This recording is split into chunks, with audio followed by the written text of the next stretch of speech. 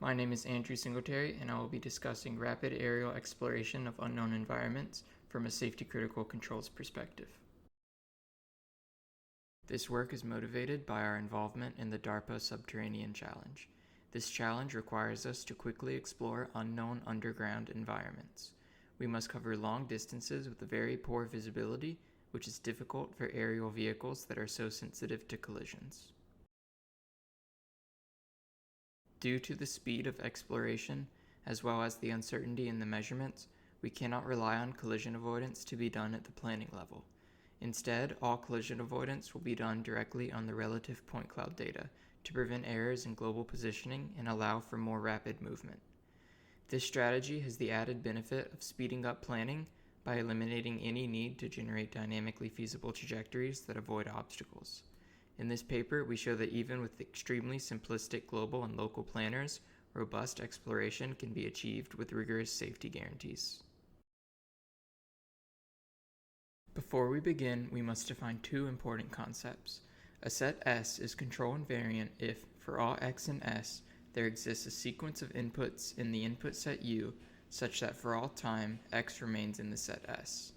Also, we denote phi U to be the flow of the system under the control law U. To begin, I'll give some background on control barrier functions.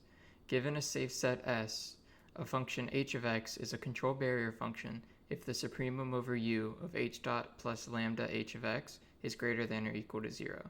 If this is the case, then for all feedback controllers meeting this property for u, then the set S is forward invariant and thus safe. This can be used as a safety filter that acts in between the controller and the system, where it takes in the desired input you desired and outputs the actual output given to the system. This can be formulated as a quadratic program, which is shown at the bottom.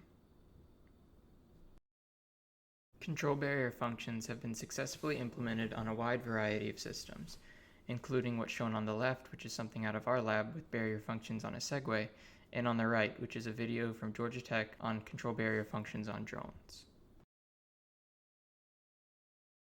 In order for control barrier functions to work, the set S must be control invariant. In general, safe sets are not control invariant. For example, in the case of the double integrator, you can see the control invariant subset of S shown in white. You can see that the bottom left portion and the top right portion of S are not contained within this set. In general, it is very hard to compute these control invariant subsets of safe sets. To address this, the following paper introduced a technique for avoiding this computation that utilizes a backup set shown in yellow as SB. The method introduced in this paper, known as the implicit safety filter, utilizes this backup set as well as a backup controller which tries to take the system into the backup set from any point in the safe set. The invariant set can then be described as the set of all x such that under the backup controller, the system flows back into the backup set, as well as over that entire trajectory, the system stays within the set S. This is illustrated in the following animation. After some time, the flow of the system, which is originally shown in blue, switches over to the flow of the system along the backup controller, shown in green. As you can see, after some finite time horizon, here 3 seconds, we end back inside of this backup set, where we will stay for all time. This implicit control barrier formulation has been used successfully in a wide variety of experiments by our lab. In the bottom left, you can see a hardware demonstration where the filter is used on a Segway to stay within certain bounds. On the bottom right, you can see a simulation example of a robotic manipulator avoiding a human in a factory environment. While this method has proved useful for a variety of applications, considerations must be taken for aerial vehicles. For one, there's very limited computational power. As you can see in the safety critical controller, it requires taking the gradient of the flow of the system along the backup trajectory. This is a relatively difficult computation for a very small computer to make. This is enhanced by the fact that there's very dense point cloud data that also has to be filtered. Lastly, in the case of many aerial vehicles, the norm of the desired input and the actual input is not physically meaningful. Consider a drone, for example, where the input is a PWM to each motor. Minimizing this norm doesn't guarantee that you have any sort of behavior similar to your desired behavior. Taking into account these considerations, this is the filter structure for our example. The state of the drone is given to a planner which outputs a velocity command. A three-step filter consisting of a performance filter, a safety filter, and a velocity controller then give the input to the drone that will guarantee safety for the drone. First, we will discuss the scalable safety filter introduced in this paper. This version of the filter eliminates the computationally expensive gradient calculations. Instead, it is a smooth function that regulates the input between the desired input and the backup controller, such that as h approaches 0, the input approaches the backup controller input. The filtering law used for this work is shown below.